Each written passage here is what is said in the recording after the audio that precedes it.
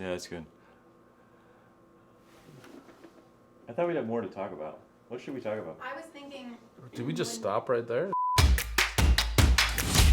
Hey, welcome back to Real Talk. Thanks for hanging out with us. He's Joe, I'm Brad. It's been a few weeks since we've done one of these. I know, I don't. Do we remember how? No. You know, when we really don't work, right? So in general, what excuse do we have to not film a Real Talk? There's no excuses. No. Right? Like, life happens and things happen, but we're like glad to... We got a couple more before the summer break, because we don't want to work too hard, so we're taking a break for the summer.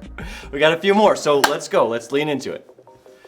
Real Talk. Real Talk. Today we're talking about this buzzword that's sort of going on in culture right now, deconstruction.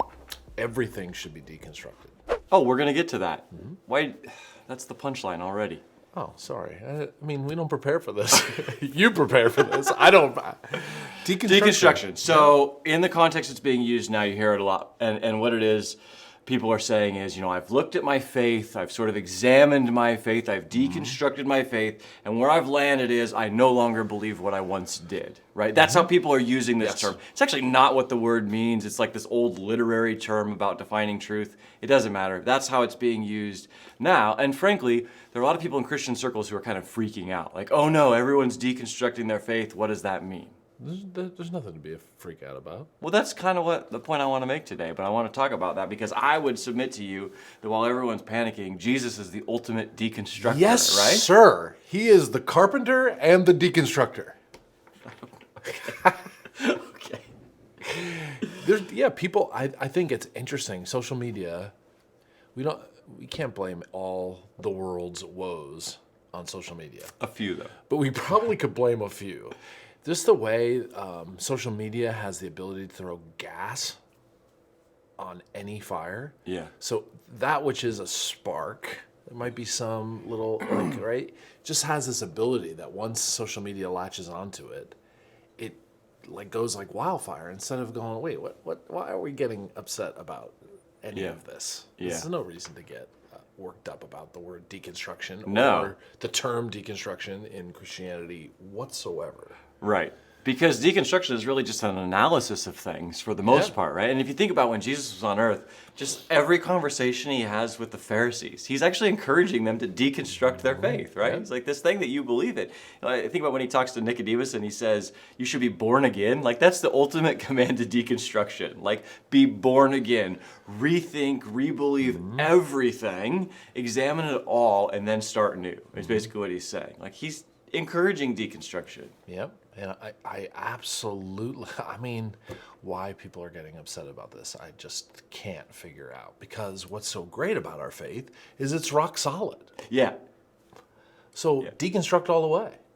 Right. I mean, maybe another, I don't know where you want to go with this conversation, but it's just, to me, it's encouraging when people are thinking and willing to ask hard questions about what they believe. Who wouldn't want to celebrate that? I'm like, yes, you're thinking, asking hard questions, trying to figure out what you believe.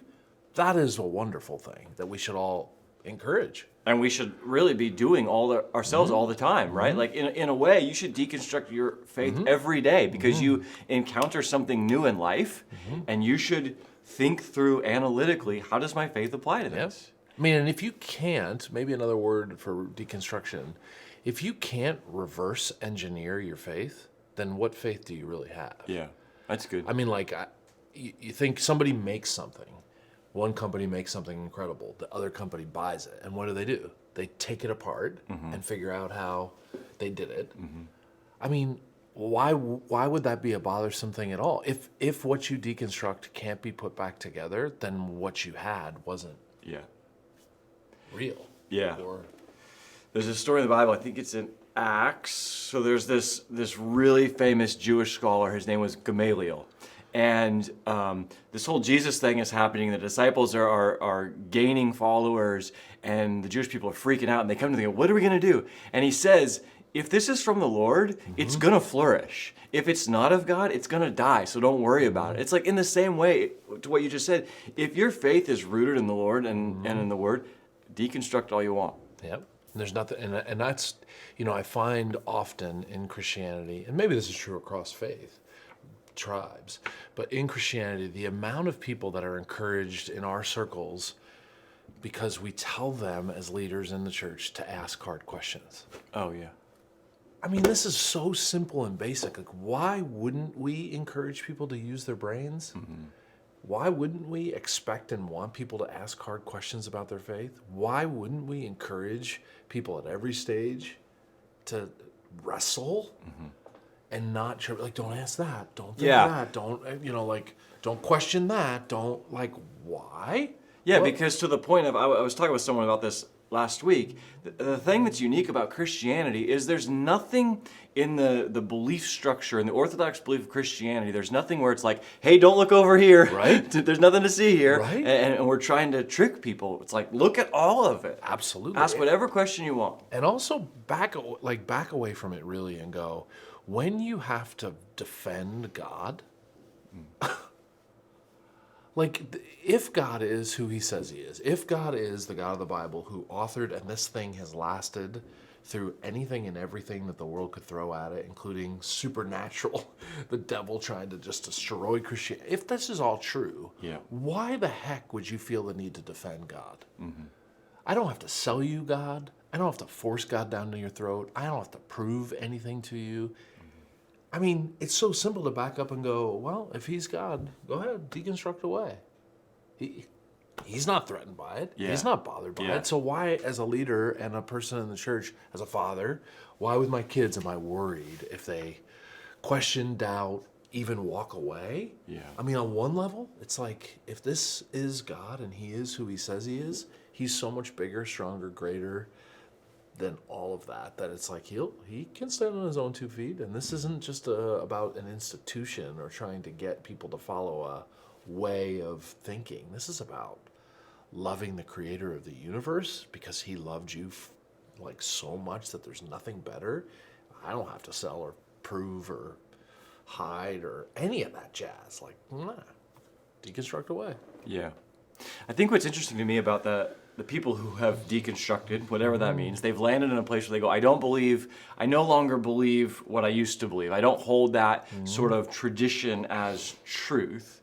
I'm adopting really a new truth.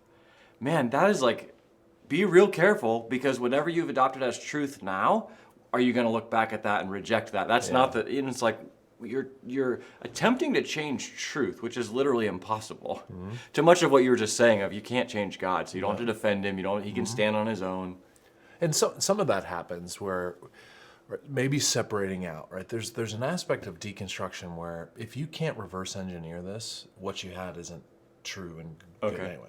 But as you peel back layers and think about things, some of what's happening is people are separating out religion, Christian tribalism, methods, church structure, how people do things from orthodox biblical truths, right? And so I think because there's so much in organized Christianity, that's worth saying, I'm not putting how we do church on the same level as truth. Yeah. This is biblical truth, and this is how we've interpreted it and lived it out as followers of Christ.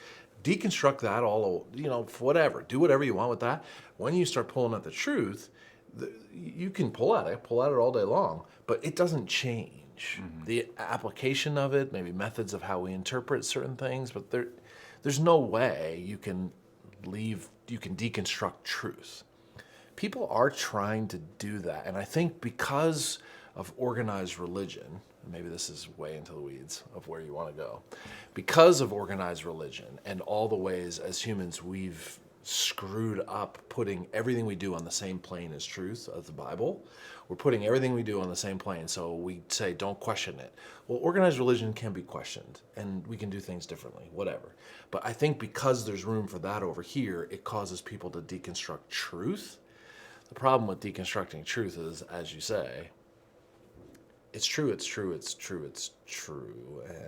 doesn't really matter if you don't want it to be true, right? And unfortunately in our society right now, we're arguing over the color red. Yeah. Right? Red is red, right? But if red is red to you, which is different than red is red to me, and we have an opinion about red, well, that's not deconstruction. That's just we're either choosing to not say something is objectively true or having an opinion about something that is objectively true. That's not deconstruction. Yeah, and that's I just think- like blowing up things Yeah. for the sake of blowing it up. Yeah, that's some of what has gotten labeled as deconstruction. Is I read an article on the internet that said the Bible was wrong, and so I don't believe the Bible anymore. It's like, honestly, if you read an article on the internet and you change your worldview, you're an idiot. Like, Yeah. that's not deconstruction, to your point. That's just demolition. Yeah. That's destruction.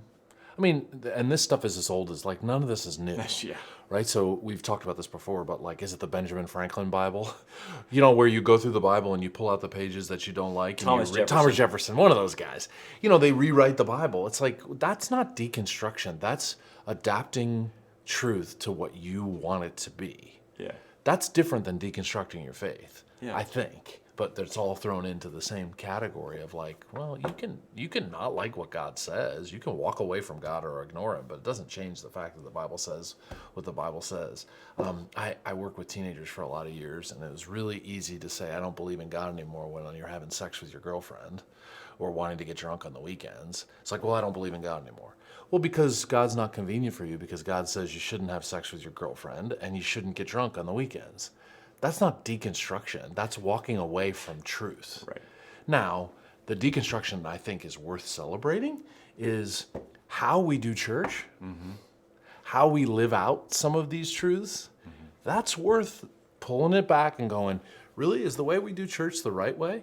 In a lot of ways, there's 100 ways you can do church. There's nothing wrong with saying, you know what, I don't really like the mega church movement or large church gatherings. I want to be in a house church. Like, great. Like, there's nothing wrong with that. But that's not deconstructing your faith. That might be more deconstructing how we do church or live as followers of Christ. None of that changes the fact that you're not supposed to sleep with your girlfriend or get drunk on the weekend if you're not. That's disobeying the Bible. And Right. making the Bible say what you want it to say is just creating God in your image and Christianity in your image. And that doesn't really get you anywhere. So this whole idea of just deconstruction, like you said, it's an internet buzzword in some ways. Like, we don't need to be afraid of it. I don't think so. And I think maybe just parsing out again, is it possible to deconstruct truth? No. Application, you can try. Yeah. Go ahead. I mean, like, go ahead. I'm not going to try to stop somebody from doing it.